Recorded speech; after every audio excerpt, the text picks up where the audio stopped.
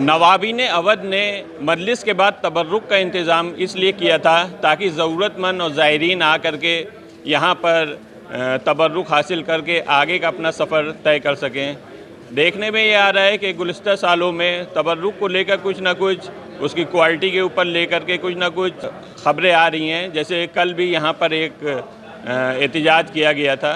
हमारे साथ इकबाल मिर्ज़ा साहब मौजूद हैं, क्या कहना चाहते हैं इस बारे में? देखिए, अस्सलाम वालेकुम। मैं इन्हीं के खानवादे से उनका डायरेक्ट डिसेंडेंट हूँ, मलका मोहम्मद अली शाह बादशाह का। कल हम मजलिस में आए तो देखा कि यहाँ पर बहुत लो स्टैंडर्ड की शिरमालें बट रही थी और जो हमारा पारंपरिक तबर्रुक जो था, 2 खमीरी बड़ी रोटियाँ जो शाही टाइप की बड़ी होती कि एक रोटी खा ले तो पेट भर जाए, और 2 रोटियों के साथ में कभी सालन की प्याला होता था और कभी दाल का प्याला होता था।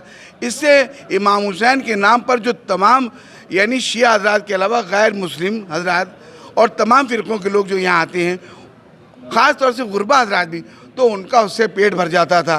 तो हमने ये देखा कि कल तबर्रुक भी कम पड़ गया और उस हिस्से की जगह पर एक हल्की सी शिरमाल बट रही थी, जिसका यहाँ पर मोमिनीन ने प्रोटेस्ट किया।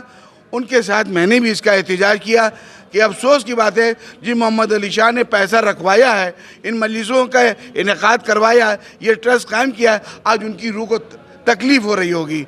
इस सिलसिले में जनाब मोहसिन साहब, मैं शाहरुख नवाब साहब, जियो नवाब साहब, मीसम साहब, ये पूरा एक डेलीगेशन जो था और भी हजरात थे, उनसे मिला और उनसे एहतजाज किया कि देखिए, पहली बात तो ये है कि वहाँ पर जो तबर्रुक बटता था, 2 खमीरी रोटियां छोटे इमाम बाड़े में और सालन और दाल का प्यारा, वो बटना चाहिए। मैं खैर बहरहाल वो काबिल तारीफ़ हैं, उन्होंने हम लोगों की बात को माना और कहा कल से वैसे ही तबर्रुक बटेगा जैसा पटता आ रहा था।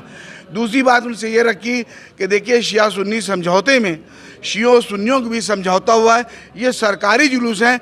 इमाम हुसैन की ज़री तो आ गई, लेकिन जब इमाम हुसैन शहीद हुए 10 तारीख को तो उनका जनाजा अभी तक दफन नहीं हुआ है।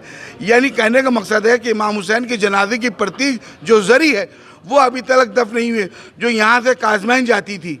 तो लिहाजा ये शिया सुन्नियों का जुलूस नहीं है, बल्कि ये ज़िला प्रशासन का जुलूस है, ये हुकूमत का जुलूस है।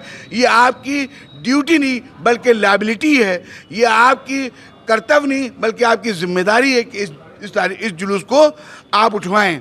और कुछ चीज़ें और भी थी, मैंने कहा ये सारी चीज़ें जो टूट रही हैं, ये छोटे इमामबाड़ा हर तरफ इसकी मरम्मत चाह रहा है। ये भी एक बात है, जैसे गेट यहाँ का टूट रहा है, तो उस पर क्या है? जी, मैंने कहा ये पूरा पश्चिमी जो गेट हैं ये जर्जर अवस्था में, जबकि चौतरफा सराउंडिंग द इमामबाड़ा ये इमाम एक से एक दुकानें वेल फर्निश्ड हो रही हैं, बेहतरीन दुकान, और ये गेट जो है तारीख़ी गिर रहे हैं। बड़े अफसोस की बात है। तो वहाँ पर सिटी मजिस्ट्रेट साहब बैठे थे, उनका ये पूरा एरिया पास हो चुका है और इसका पूरा रिप्लेसमेंट किया जाएगा। तो खैर हमने इत्मीनान का इज़हार किया। जी हाँ जी, क्या कहना चाहेंगे? नहीं, ये जो मोहसिन साहब हैं, आप मोहसिन साहब, जो गेट यहाँ के टूट रहे हैं उस पर क्या कहना? नहीं, उसमें ऐसा है कि हम लोगों ने जाके इस बात को पहले भी उठाया था, तो उसमें यह है मेमोरेंडम दे चुके हैं हम लोग। और कल जो है सिटी मजिस्ट्रेट को इसके इंचार्ज बनाए गए हैं, वो पूरा जो दोनों गेट है इसका सब रेनोवेशन का बजट पास हो गया है और जल्द से जल्द बनाए जाएंगे। तो जितने भी यहाँ पर रिपेयरिंग होना है वो सब अगले महीने से लगभग शुरू हो जाएगी और ये सब चलता रहेगा सिलसिला जब तक पूरा कंप्लीट रिनोवेशन नहीं हो जाता। ये उन्होंने वायदा भी किया है और कहा है कि बजट पास हो गया, ऑलरेडी इस पर वर्क हो चुका है इस पूरी स्कीम पे। तो ये जो है जब बनने जा रहा है ये, तो उन्होंने कहा बस वह बड़े रूमी गेट का काम ख़त्म हुआ तो अब इधर लगेगा। एक आखिरी बात मैं कहना चाह रहा हूँ कि मैंने कहा कि हमें नवाबीन की जो डिसेंडेंट्स हैं वो यहाँ की मजलिसों में पूरा सहयोग देंगे, लिहाजा यहाँ ट्रस्टी रूम खोल दिया जाए। तो मजलिसों के बाद हम लोग ट्रस्टी रूम में बैठेंगे और जो किसी भी अज़ादार की कोई परेशानी होगी तो जो उन अज़ादारों की खिदमत होगी ट्रस्ट के लोगों के साथ हम लोग भी अंजाम देंगे। मीसम नकवी साहब मौजूद हैं, कल प्रशासन से मिले, क्या बातचीत हुई? देखिए, मैं ज़रा सा तफसील से बताना चाह रहा हूँ। मसला ये कि नवाबीन अवध ने, मोहम्मद अली शाह बहादुर ने 1839 में इस ट्रस्ट को बनाया, कायम किया। जब से ये ट्रस्ट चल रहा है और जब ही 1839 से इस ट्रस्ट के तहत ये अय्याम अज़ा में जो तबर्रुक बढ़ता चला आ रहा है, वो इसकी एक रवायत कायम होगी। और उसी के साथ साथ जो 10 मुहर्रम, पहली मुहर्रम और 7वीं मुहर्रम के जुलूस हैं वो मोहम्मद अली शाह बहादुर के दौर में उठते रहे।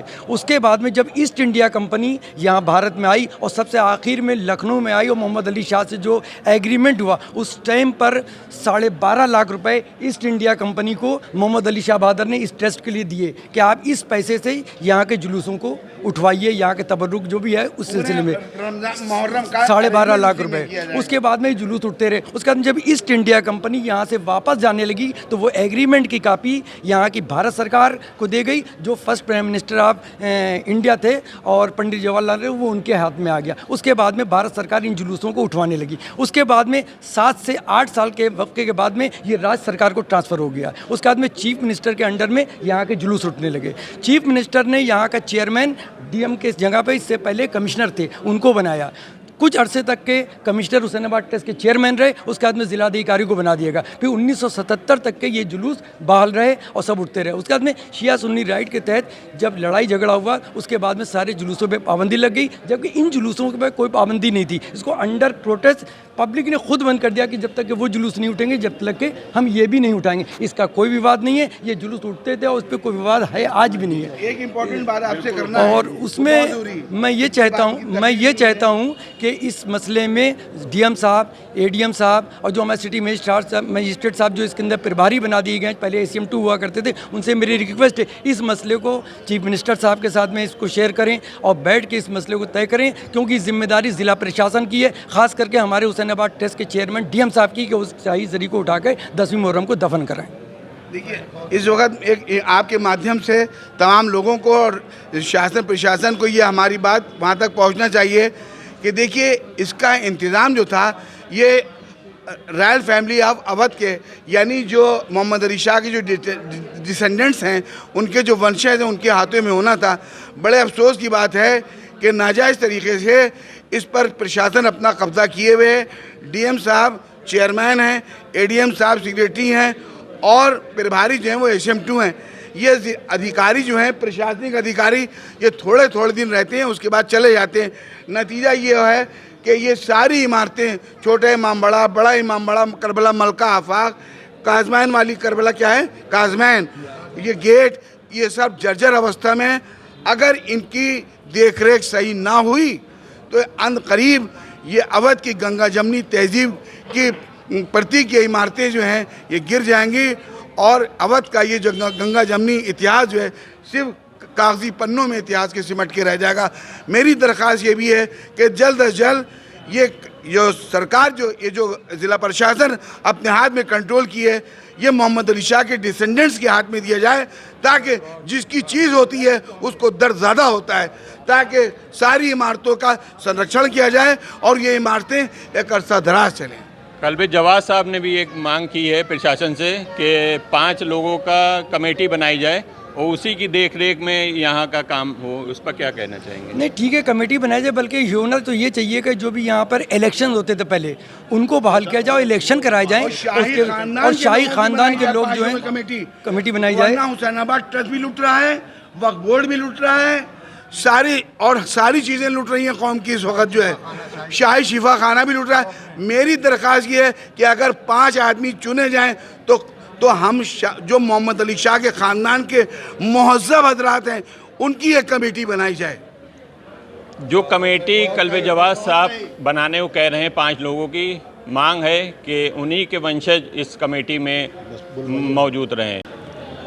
एडीएम साहब ने कार्रवाई करते हुए जिस तरह ये काम किया है, उस पर क्या कहना चाहेंगे आप? देखिए, जिस तरीके से ज़िला प्रशासन ने ख़ास करके हमारे चेयरमैन साहब, डीएम साहब जो हैं और हमारे हुसैनाबाद ट्रस्ट के जो सेक्रेटरी हैं, एडीएम पूर्वी साहब हैं, सिटी मजिस्ट्रेट साहब जो प्रभारी हैं, हम लोग उनका शुक्रिया अदा करते हैं कि उन्होंने हम लोग की बात के ऊपर फ़ौरन हम लोग की बात मानते हुए उस तबर्रुक को बहाल किया जो पिछले 186 साल से चला आ रहा था। इसके लिए हमारी संस्था, तमाम नवाबीन अवध और अवाम उनका शुक्रिया अदा करते हैं और उनको तहे दिल से हम लोग इसके लिए मुबारकबाद तो नहीं दे सकते क्योंकि अय्याम अज़ा चल रहा है, लेकिन उसका हम लोग शुक्रिया ज़रूर अदा कर सकते हैं।